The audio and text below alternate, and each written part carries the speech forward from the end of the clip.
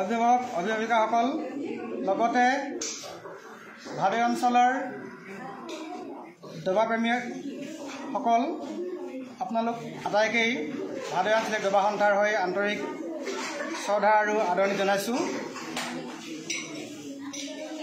যোৱা 25 আৰু আজি অৰ্থাৎ 29 তাৰিখে দশম বাৰ্ষিক ভাদৈ মুকলি দবা প্ৰতিযোগিতাখন আমি অনুষ্ঠিত কৰিছিলোঁ।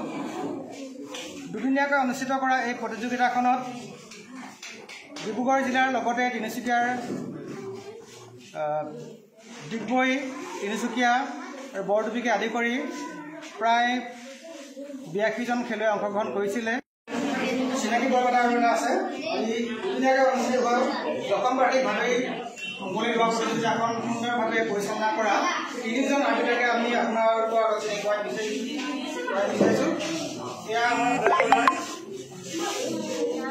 গোলাম গগৈ ডাঙৰীয়া, সন্মুখৰ আসনত